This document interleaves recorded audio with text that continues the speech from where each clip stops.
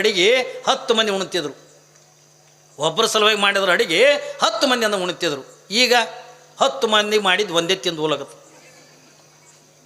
ಅಂತೀರಿಲ್ಲ. ಮನ್ಯಾಗ ನಮ್ಮ ಮನ್ಯಾಗಂದ ಅಡಿಗೆನೇ ಪಾರಾಗಲಾಗ್ಯದ್ರಿ ಅಂತೀವಿ ನಾವು.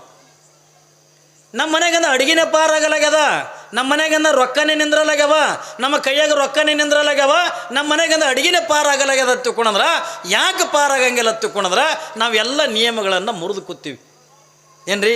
ಎಲ್ಲ ಪದ್ಧತಿಗಳು ಬಿಟ್ಟಿವಿ. ಇನ್ನು ಹಳ್ಳ್ಯಾಗ ಚಲೋ ಪುಣ್ಯ. ಇನ್ನು ಪಟ್ಟಣದಾಗಿಂದ ಹೋರಿ ನೀವು ಕಾಲಾಗ ಸ್ಲೀಪರ್ ಚಪ್ಪಲ್ ಹಾಕ್ಕೊಂಡು ಅಡುಗೆ ಮಾಡ್ತಾರೆ. ಸ್ಲೀಪರ್ ಚಪ್ಪಲ ಈಗ ಅದೊಂದು 91 ಬಂದದಲ್ಲ, 98 20 ಹಾಂ. ಅವು ನನ್ನ ಗ್ರಾಮ ಅದು ಉಡತಡಿ ಅನ್ನತಕ್ಕಂಥ ಗ್ರಾಮ. ಅಂಥ ಯಾವ ಚಿಕ್ಕದಾಗಿರ್ತಕ್ಕಂಥ ಗ್ರಾಮದೊಳಗೆ ಶರಣ ದಂಪತಿಗಳಾಗಿರ್ತಕ್ಕಂಥ ಸುಮತಿ ಮತ್ತು ನಿರ್ಮಲ ಶೆಟ್ಟಿ ಎತ್ತಿಕೊಂಡ ನಮ್ಮಂಥ ದಂಪತಿಗಳದಾರೆ. ಸದಾವಕಾಲ ಲಿಂಗಾರ್ಚನೆಯನ್ನು ಮಾಡುತ್ತಾ, ಭಗವಂತನ ಧ್ಯಾನವನ್ನು ಮಾಡುತ್ತಾ, ನಿತ್ಯ ನಿತ್ಯ ದಾನ ಧರ್ಮಾದಿಗಳನ್ನು ಮಾಡುತ್ತಾ ಬದುಕನ್ನು ಕಳೀತಾರೆ ಉಡತಡಿಯ ಗ್ರಾಮದೊಳಗೆ. ಅಂಥ ಯಾವ ಶರಣ ದಂಪತಿಗಳ ಗರ್ಭದೊಳಗೆ ಯಾರು ಹುಡ್ತಾರ ಎತ್ತಿಕೊಂಡಂದ ಕೇಳಿದ್ರೆ ಮಹಾದೇವಿ ಎತ್ತಿಕೊಂಡ ನಮ್ಮಂಥ ಹೆಣ್ಣು ಮಗು ಅಂದ ಹುಡುತ್ತದೆ. ಮಹಾದೇವಿ ಅವಳ ಜೀವನ ಹೆಂಗೆ ಹತ್ತುಕೊಂಡಂತ ಕೇಳಿದ್ರೆ ತಂದೆ ತಾಯಿಗಳ ಸಂಸ್ಕಾರದೊಳಗಿಂದ ಮಗಳಿಂದ ಬೆಳಿಲಿಕ್ಕತ್ತಾಳೆ. ಒಂದು ಕಡೆಗೆ ತಾಯಿಯ ಸಂಸ್ಕಾರ, ಇನ್ನೊಂದು ಕಡೆಗಿಂದ ತಂದೆ ಸಂಸ್ಕಾರ. ನಿತ್ಯ ನಿತ್ಯನೂ ಕೂಡ ತಾಯಿ ಆಗಿರ್ತಕ್ಕಂಥ ಸುಮತಿ ಮಗಳಿಗಿಂದ ಲಿಂಗ ಪೂಜೆಯನ್ನು ತಗೊಂಡು ಹೆಂಗೆ ಮಾಡ್ಕೋಬೇಕು, ವಿಭೂತಿಯನ್ನು ಹೆಂಗೆ ಹಚ್ಕೋಬೇಕು, ಯಾರ ಜೊತೆ ಒಳಗಿಂದ ಏನು ಮಾತಾಡಬೇಕು ಹತ್ತಿಕೊಂಡು ಅನ್ನೋದನ್ನು ತಾಯಿ ಮಗಳಾಗಿರ್ತಕ್ಕಂಥ ಮಹಾದೇವಮ್ಮಳಿಗಿಂದ ಕಲಿಸಿಕೊಡ್ಲಿಕ್ಕತ್ತಾಳೆ. 5-6 ವರ್ಷದ ಮಗಳಾಗಿರ್ತಕ್ಕಂಥ ಮಹಾದೇವಮ್ಮ ನಿನ್ನಿನ ದಿವಸದಿಂದ ಎಲ್ಲ ಮಕ್ಕಳ ತೆರನಾಗಿಂದ ಬೇರೆ ಬೇರೆ ಆಟಗಳನ್ನು ಆಡಲಾರ್ದಾನೆ ಏನು ತಾಯಿ ಹೇಳಿಕೊಟ್ಟಾಳಲ್ಲ ಭಗವಂತನ ಧ್ಯಾನ, ಏನು ತಾಯಿ ಕಲಿಸಿಕೊಟ್ಟಾಳಲ್ಲ ಅದನ್ನೇ ಪಾಠ ಅನ್ನತಕ್ಕಂಥದ್ದನ್ನು ಮಾಡುತ್ತಾ ಮಹಾದೇವಿ ಎಲ್ಲಿ ಬೆಳೀಲಿಕ್ಕತ್ತಾಳ ಹತ್ತುಕೊಂಡದ ಕೇಳಿದ್ರೆ ಅದೇ ಗ್ರಾಮದೊಳಗೆ ಏನ್ರಿ ಗುರುಮಠ ಹತ್ತುಕೊಂಡಂದು ಇರ್ತಿದ್ವು. ಅವಾಗೆಲ್ಲ 12ನೇ ಶತಮಾನದೊಳಗೆ ಗುರುಮಠ ಹತ್ತುಕೊಂಡಂದು ಇರ್ತಿದ್ವು. ಗುರುಮಠ ಹತ್ತುಕೊಂಡ್ರೆ ಅವಾಗಿನ ದಿನಮಾನದೊಳಗೆ ಈಗಿನ ಹೈಸ್ಕೂಲು ಕಾಲೇಜು ಇವು ಯಾವುವು ಕೂಡ ಇದ್ದಿದ್ದಿಲ್ಲ. ಹಾಗಾದ್ರೆ ಅವತ್ತಿನ ದಿನಮಾನದೊಳಗಿಂದ ಏನು ಇರ್ತಿದ್ವು ಹತ್ತುಕೊಂಡದ ಕೇಳಿದ್ರೆ ಗುರುಕುಲಗಳು ಹತ್ತುಕೊಂಡದು ಇರ್ತಿದ್ವು. ಗುರುಕುಲಗಳು ಹತ್ತುಕೊಂಡಂದ್ರೆ ಮಕ್ಕಳನ್ನು ಒಯ್ದಿಂದ ಒಬ್ಬ ಗುರುವಿನ ಹತ್ರನೇ ಬಿಡೋದು. ಅದಕ್ಕಾಗಿಯೇ ಅವತ್ತಿನ ದಿನಮಾನದೊಳಗೆ ಮಕ್ಕಳೆಲ್ಲ ಜ್ಞಾನಿಗಳಿರ್ತಿದ್ರು, ಮಕ್ಕಳೆಲ್ಲ ಶರಣರಾಗಿರ್ತಿದ್ರು, ಸಂತರಾಗಿರ್ತಿದ್ರು, ಮಹಾತ್ಮರಾಗಿರ್ತಿದ್ರು. ಆದ್ರೆ ಇವತ್ತಿನ ದಿನಮಾನದಿಂದ ಶಿಕ್ಷಣನೇ ಬೇರೆ, ಅವತ್ತಿನ ದಿನಮಾನದೊಳಗಿಂದ ಕೊಡ್ತಕ್ಕಂಥ ಶಿಕ್ಷಣನೇ ಬೇರೆಯೇ. ಅವತ್ತಿನ ದಿನಮಾನದೊಳಗಿಂದ ಎಂಥ ಶಿಕ್ಷಣ ಕೊಡ್ತಿದ್ರು ಹೊತ್ತುಕೊಂಡದ ಕೇಳಿದ್ರೆ ಕೇವಲ ಲೌಕಿಕದ ಶಿಕ್ಷಣ ಅಂತಕ್ಕಂಥ ಕೊಡ್ತಿದ್ದಿಲ್ಲ. ಅವತ್ತೆಲ್ಲ ಇಂಗ್ಲೀಷ್ ಕಲಿಸ್ತಿದ್ದಿಲ್ಲ, ಹಿಂದಿ ಕಲಿಸ್ತಿದ್ದಿಲ್ಲ, ಬೇರೆ ಬೇರೆ ಯಾವುದು ಕೂಡ ಕಲಿಸ್ತಿದ್ದಿಲ್ಲ. ಅವತ್ತಿನ ದಿನಮಾನದೊಳಗಿಂದ ಮಾನವನಾಗಿಂದ ಹುಟ್ಟೋದು ಬಳಕ ಮನುಷ್ಯನಾಗಿಂದ ಹೆಂಗೆ ಬದುಕಬೇಕು ಅನ್ನುವಂಥದ್ದನ್ನು ಏನ್ರಿ ಮಾನವನಿಗೆ ಮಹಾದೇವನನ್ನಾಗಿ ಮಾಡತಕ್ಕಂಥ ಜ್ಞಾನವನ್ನು ಅವತ್ತಿನ ದಿನಮಾನದೊಳಗಿಂದ ಗುರುಗಳಿಂದ ನೀಡುತ್ತಿದ್ದರು. ಇಲ್ಲಿ ಮಹಾದೇವಿಗೆಂದ ಒಯ್ದು ತಂದೆ ತಾಯಿ ಒಯ್ದು ಬಿಟ್ಟಿಲ್ಲ, ತಂದೆ ತಾಯಿ ವೈದ್ಯಂದ ಗುರುವಿನ ಹತ್ತಿರಂದ ಬಿಟ್ಟಿಲ್ಲ. ಗುರುಲಿಂಗ ದೇವರ ಹತ್ತುಕೊಂಡಂದು ಅವತ್ತಿನ ದಿನಮಾನದೊಳಗೆ ಭಾಳ ದೊಡ್ಡ ಜ್ಞಾನಿಗಳಾಗಿರ್ತಕ್ಕಂಥವ್ರು, ಭಾಳ ದೊಡ್ಡ ಪಂಡಿತರು, ಸಕಲ ವೇದ ಶಾಸ್ತ್ರಗಳನ್ನು ಕೂಡ ಬಲ್ಲಂಥವರಾಗಿದ್ದರು, ಧರ್ಮದ ತಿರುಳುಗಳನ್ನು ತಿಳಿದುಕೊಂಡಿರ್ತಕ್ಕಂಥವರಾಗಿದ್ದರು. ಅಷ್ಟೇವೆಲ್ಲ ಪ್ರತಿಯೊಬ್ಬ ಮನುಷ್ಯನಿಗಿಂದ ಈ ಭೂಮಿ ಮೇಲಿಂದ ಹುಟ್ಟಿರ್ತಕ್ಕಂಥ ಪ್ರತಿಯೊಬ್ಬ ಮಾನವನಿಗಿಂದ ಏನು ಬೇಕು ಅನ್ನೋದನ್ನು ಅದನ್ನು ಗುರುಗಳಾಗಿರ್ತಕ್ಕಂಥವರು ಮಕ್ಕಳಿಗಿಂದ ಯಾವ ಜ್ಞಾನವನ್ನು ನೀಡುತ್ತಿದ್ದರು. ಯಾವ ಜ್ಞಾನ? ನಾನು ನಿನ್ನೆ ನಿಮಗಿಂದ ಹೇಳಿದ್ನಲ್ಲ, ಅಷ್ಟಾವರಣ, ಷಡಸ್ಥಲ, ಪಂಚಾಚಾರಗಳಂತಕ್ಕಂಥವನ್ನು ಪ್ರತಿಯೊಬ್ಬ ಮಕ್ಕಳಿಗೂ ಕೂಡ ಜ್ಞಾನವನ್ನು ನೀಡುತ್ತಿದ್ದರು. ಯಾವಾಗಿಂದ ಇಂಥ ಎಲ್ಲ ಜ್ಞಾನ ನೀಡಿದಾಗೇ ಅಂದಿನ ದಿನಮಾನದೊಳಗಿಂದ ಬಸವಣ್ಣ ಯಾರ ಮನೆತನದೊಳಗಿಂದ ಹುಟ್ಟಿರ್ತಕ್ಕಂಥ ಮಾತುಕೊಂಡು ಕೇಳಿದ್ರೆ ಬ್ರಾಹ್ಮಣರ ಮನೆತನದೊಳಗಿಂದ ಹುಟ್ಟಿರ್ತಕ್ಕಂಥ ಬಸವಣ್ಣ. ಕಲ್ಪನೆ ಇರಲಿ, ಬ್ರಾಹ್ಮಣ ಮನೆತನದೊಳಗಿಂದ ಹುಟ್ಟಿರ್ತಕ್ಕಂಥ ಬಸವಣ್ಣನಿಗೆ 8 ವರ್ಷದ ಮಗನಾಗಿರ್ತಕ್ಕಂಥ ಬಸವಣ್ಣನಿಗೆ ಎಂಥ ಜ್ಞಾನ ಇತ್ತು ಸ್ವಲ್ಪ ನಾವು ಕಲ್ಪನಾ ಮಾಡ್ಕೊಳ್ಳೋಣ. ಇವತ್ತು ನಮ್ಮ ಮಕ್ಕಳನ್ನ ನೋಡ್ರಿ, ಶರಣರಾಗ್ತಕ್ಕಂಥ ಮಕ್ಕಳನ್ನ ನೋಡ್ರಿ, 8 ವರ್ಷ ಬಸವಣ್ಣನಿಗಿಂತ ಕೇವಲ 8 ವರ್ಷ. ಕಲ್ಪನಾ ಇರಲಿ, ತಂದೆಗೆ ಜ್ಞಾನವನ್ನು ನೀಡ್ತಕ್ಕಂಥ ಸಾಮರ್ಥ್ಯ ಹೊಂದಿರತಕ್ಕಂಥ ಬಸವಣ್ಣ. ನಿಮಗೆಲ್ಲ ಗೊತ್ತಿರಲಿ, ಬಸವಣ್ಣನಿಗಿಂತ 8 ವರ್ಷ. ಸ್ವತಃ ಬಸವಣ್ಣ ತನ್ನ ತಂದೆಗೇ ಬುದ್ಧಿ ಹೇಳ್ತಕ್ಕಂಥ ಸಾಮರ್ಥ್ಯವನ್ನು ಹೊಂದಿದ್ದ, ಅಂಥ ಜ್ಞಾನ ಅಂತಕ್ಕಂಥ ಪಡ್ಕೊಂಡಿದ್ದ ಬಸವಣ್ಣ. ಒಂದು ದಿವಸದಿಂದ ಬಸವಣ್ಣ ತಂದೆ ಮಾದರಸರಿಂದ ಮನೆಯಾಗಿಂದ ಪೂಜೆ ಮಾಡ್ತಿದ್ರು. ಲಕ್ಷ ಇರಲಿ ಮಗ, ಮನ್ಯಾಗ ತಂದೆಯಾಗಿರ್ತಕ್ಕಂಥ ಮಾದರಸರು ಮನೆಯೊಳಗೆ ಇರ್ತಕ್ಕಂಥ ಜಗಲಿ ಮೇಲೆ ಇರ್ತಕ್ಕಂಥ ದೇವರುಗಳನ್ನು ಪೂಜೆ ಮಾಡ್ತಿದ್ರು. ಇವತ್ತಿನ ದಿನಮಾನದೊಳಗೆ 8 ದೇವರುಗಳದಾವ ತಿಳ್ಕೊಂಡ್ರೆ ಅವತ್ತಿನ ದಿನಮಾನದೊಳಗೆ 8 ದೇವರುಗಳು ಇರ್ಲಿಕ್ಕಿಲ್ರಿ. ಅದ್ರಾಗ ಅದು ಬ್ರಾಹ್ಮಣರ ಮನಿತನ. ಸಿಕ್ಕಾಪಟ್ಟೆ ದೇವರುಗಳನ್ನು ಜಗಲಿ ಮೇಲೆ ಇಟ್ಟು ನಿತ್ಯ ಪೂಜೆ ಮಾಡ್ತಕ್ಕಂಥವ್ರು ಬಸವಣ್ಣನವರ ತಂದೆ ಮಾದರಸರು. ಎಲ್ಲ ವೇದಗಳನ್ನು ಬಲ್ಲಂಥವ್ರು ಮಾದರಸರು. ಸಕಲ ಶಾಸ್ತ್ರಗಳನ್ನು, ಮಂತ್ರಗಳನ್ನು, ವೇದ ಉಪನಿಷತ್ತುಗಳನ್ನು ಅಧ್ಯಯನ ಮಾಡಿರ್ತಕ್ಕಂಥವ್ರು ಯಾರು? ಮಾದರಸರು, ಬಸವಣ್ಣವರ ತಂದೆ ಆಗಿರ್ತಕ್ಕಂಥವ್ರು. ಅವ್ರ ಬಲ್ಲಿನಂಥ ಜ್ಞಾನದ ಅಂಥ ಪಾಂಡಿತ್ಯ ಇತ್ತು ಒತ್ತಿಕೊಂಡಂದ್ರೆ ಅವತ್ತಿನ ದಿನಮಾನದೊಳಗೆ 12ನೇ ಶತಮಾನದೊಳಗೆ ಬಾಗೇವಾಡಿ ಪಟ್ಟಣದ ಒಳಗಿರ್ತಕ್ಕಂಥ ಬ್ರಾಹ್ಮಣರ ಅಗ್ರಹಾರಕ್ಕನೇ ಯಾರಿಗೆ ಅಧ್ಯಕ್ಷರು ಮಾಡಿದ್ರು ಅಂತ ಕೇಳಿದ್ರೆ ಮಾದರಸರಿಗೆಂದ ಅಧ್ಯಕ್ಷರನ್ನು ಮಾಡಿದರು. ಎಷ್ಟು ಪಂಡಿತರಿರ್ಬೇಕು ಲೆಕ್ಕ ಏನ್ರಿ? ಅವತ್ತಿನ ದಿನಮಾನದೊಳಗೆ ಮಾದರಸರಂದ ಎಷ್ಟು ಜ್ಞಾನಿಗಳಿದ್ರು, ಎಷ್ಟರ ಮಟ್ಟಿಗೆಂದ ಪಂಡಿತರಿದ್ರು. ಮನೆಯಾಗಿನ ಜಗಲಿ ಮ್ಯಾಗಿನ ದೇವರುಗಳ ಪೂಜೆ ಮಾಡ್ತಿದ್ರು. ನೀವು ಮಾಡ್ತಿರಿಲ್ಲ ಏನ್ರಿ? ನೀವು ಮಾಡ್ತೀರಿ. ಎಲ್ಲಿ ಹೋಗ್ತಿರು ಒಂದೊಂದು ದೇವ್ರು ತರ್ತೀರಿ ಏನ್ರಿ? ಗತ್ತರಿಗೆ ಹೋದ್ರಂದು ಅಲ್ಲಿದೊಂದು ದೇವ್ರು ತರೋದೆ, ಗಾಣಗಾಪುರಕ್ಕೆ ಹೋದ್ರೆ ಒಂದು ದೇವ್ರು ತರೋದೆ ಏನ್ರಿ? ಮುಗಳು ಕೊಡಕ್ಕೆ ಹೋದ್ರೆ ಅದನ್ನೊಂದು ದೇವ್ರು ತರೋದೆ. ಎಲ್ಲ ಕಡೆದು ದೇವ್ರುಗಳು ತಂದು ಜಗಲಿ ತುಂಬಿರಿಸಿರ್ತೀರಿ.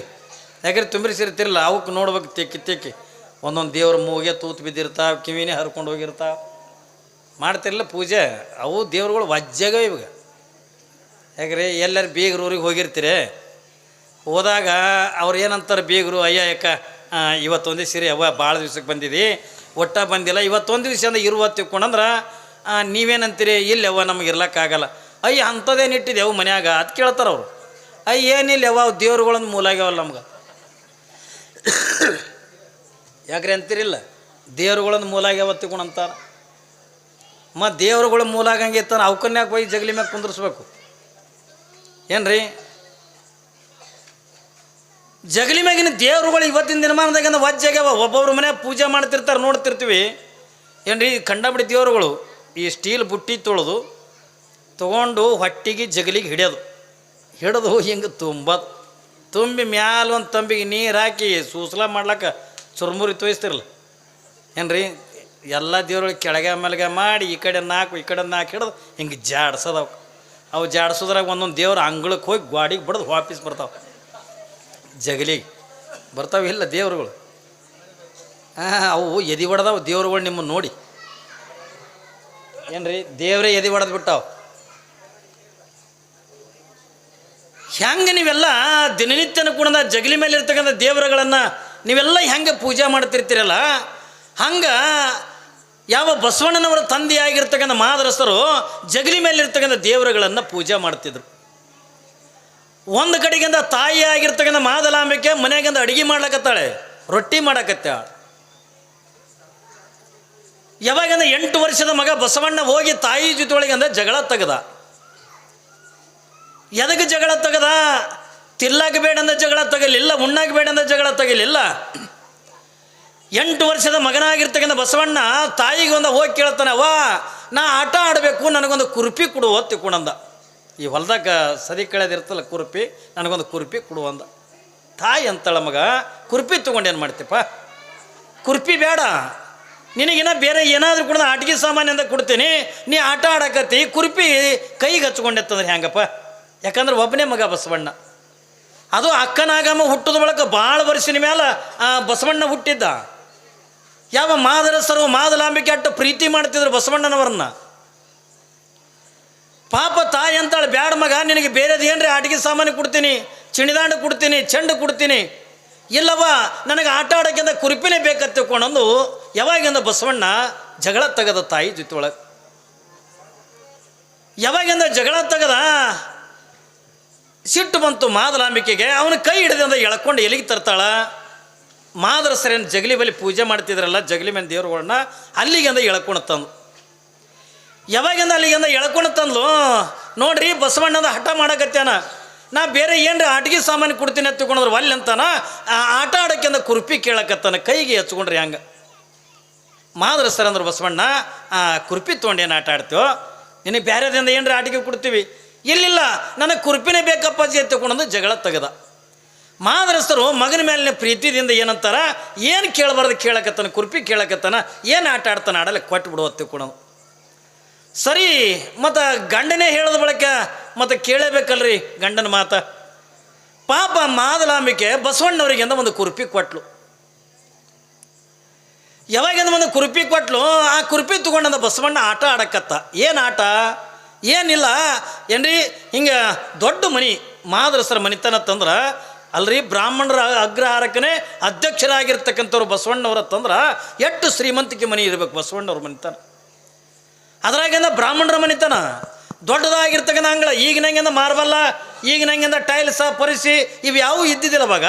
ಅವಾಗ ಏನೋ ಇದ್ದರೂ ಕೂಡ ಏನ್ರಿ ಜಗಲಿ ಹಿಡ್ಕೊಂಡು ಅಂಗಳತನ ಆಕಳ ಸಗಣಿದಿಂದ ಸಾರಿಸ್ತಿದ್ರು. ಯಾಕ್ರಿ ಸಾರಿಸ್ತಿದ್ರಿಲ್ಲ ಅವಾಗೆಲ್ಲ?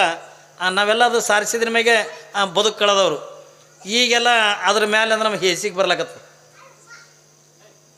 ಅವಾಗೆಲ್ಲ ಆಕಳ ಸಗಣಿದಿಂದ ಸಾರಿಸ್ತಿದ್ರು, ಅಂಗಳ ಸಾರಿಸ್ತಿದ್ರು, ಅಡುಗೆ ಮನೆ ಸಾರಿಸ್ತಿದ್ರು, ಒಲೆ ಸಾರಿಸ್ತಿದ್ರು. ಏನ್ರಿ ಅವಾಗೆಲ್ಲ ಒಲೆ 8 ಲಕ್ಷಣ ಇದ್ದು ರೀ. ಏನ್ರಿ ಒಲೆ ಎಲ್ಲ ಸಗಣಿದಿಂದ ಸಾರಿಸಿ ಅದ್ರ ಮುಂದೆ ಮತ್ತೆ ರಂಗೋಲಿ ಹಾಕ್ತಿದ್ರು. ರಂಗೋಲಿ ಹಾಕಿ ಅಂದ್ರೆ ಒಲೆಗೆಂದ 3 ಬಟ್ಟೆ ಅಂದ್ರೆ ವಿಭೂತಿ ಪಟ್ಟ ಬಡ್ದು, ಆ ಕಡೆಯಿಂದ ಕುಂಕುಮ ಟಿಕ್ಕಳಿ, ಈ ಕಡೆಯಿಂದ ಕುಂಕುಮ ಟಿಕ್ಕಳಿ ಹಚ್ಚಿ, ಆಮೇಲಿಂದ ಪೂಜೆ ಆದ ಬಳಕೆಂದ ಅಡುಗೆ ಮಾಡೋಕ್ಕಿಂದ ಪ್ರಾರಂಭ ಮಾಡ್ತಿದ್ರು. ಏನ್ರಿ ಈಗೆಲ್ಲೇವು ಒಬ್ಬರೇ ಒಲೆ ಪೂಜೆ ಮಾಡಿರಿ ಮನೆ ಕರೆ ಸತ್ಯ ಹೇಳ್ರಿ, 8 ಮಂದಿ ಹೆಣ್ಮಕ್ಳಿರಿ. ಅವಾಗ ಯಾಕೆ ಹಂಗಿರ್ತಿತ್ತು ಅಂತಕೊಂಡು ಕೇಳಿದ್ರೆ, ಅವಾಗ ಒಬ್ಬರಿಗೆ ಮಾಡಿದ ಅಡಿಗೆ 10 ಮಂದಿ ಉಣ್ತಿದ್ರು. ಒಬ್ಬರ ಸಲುವಾಗಿ ಮಾಡಿದ್ರು ಅಡಿಗೆ 10 ಮಂದಿ ಅಂದ ಉಣ್ತಿದ್ರು. ಈಗ 10 ಮಂದಿ ಮಾಡಿದ್ದು ಒಂದೇ ತಿಂದು ಹೋಲಾಗತ್ತೆ ಅಂತೀರಿಲ್ಲ. ಮನ್ಯಾಗ ನಮ್ಮ ಮನ್ಯಾಗಂದ ಅಡುಗೆನೇ ಪಾರಾಗಲಾಗ್ಯದ್ರಿ ಅಂತೀವಿ ನಾವು. ನಮ್ಮ ಮನೆಗಂದ ಅಡುಗೆನೇ ಪಾರಾಗಲಾಗ್ಯದ, ನಮ್ಮ ಮನೆಗಂದ ರೊಕ್ಕನೇ ನಿಂದ್ರಲಾಗ್ಯವ, ನಮ್ಮ ಕೈಯಾಗ ರೊಕ್ಕನೇ ನಿಂದ್ರಲಾಗ್ಯವ, ನಮ್ಮ ಮನೆಗಂದ ಅಡುಗೆನೇ ಪಾರಾಗಲಾಗ್ಯದ ತಿಳ್ಕೊಂಡ್ರೆ ಯಾಕೆ ಪಾರಾಗಂಗಿಲ್ಲ ತಿಳ್ಕೊಂಡ್ರೆ ನಾವೆಲ್ಲ ನಿಯಮಗಳನ್ನು ಮುರಿದು ಕೂತೀವಿ. ಏನ್ರಿ ಎಲ್ಲ ಪದ್ಧತಿಗಳು ಬಿಟ್ಟಿವಿ. ಏನೋ ಹಳ್ಳ್ಯಾಗ ಚಲೋ ಪುಣ್ಯ, ಇನ್ನು ಪಟ್ಟಣದಾಗಿಂದ ಹೋರಿ ನೀವು ಕಾಲಾಗ ಸ್ಲೀಪರ್ ಚಪ್ಪಲ್ ಹಾಕ್ಕೊಂಡು ಅಡುಗೆ ಮಾಡ್ತಾರೆ.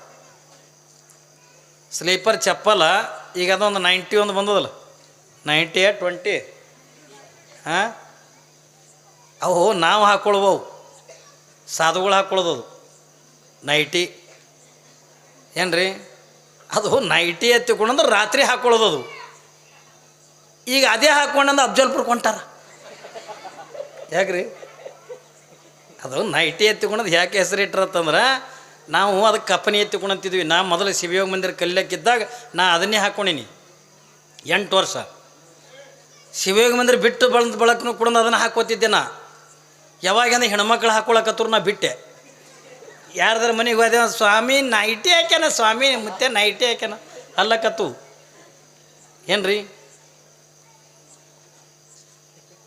ಏನು ಉಳಿದಿಲ್ಲ ಈಗ ಪದ್ಧತಿಗಳು. ಏನ್ರಿ ಮುಂಜಾನೆ ಎದ್ದಂದ ಹೆಣ್ಮಕ್ಳ ಮುಖ ಸದಕ್ಕೆ ತೊಳೆಯಂಗಿಲ್ಲ. ಅವಾಗೆಲ್ಲ ಐಗಳಿಂದ ಹಿಟ್ಟಿಗೆ ಬರ್ತಿದ್ರು, ಗೊತ್ತ ನಿಮ್ಗೆ? ಎಲ್ಲರ ಮನೆಗಳಿಗೂ ಕೂಡ ಜಂಗಮರು ಹಿಟ್ಟಿಗೆ ಬರ್ತಿದ್ರು.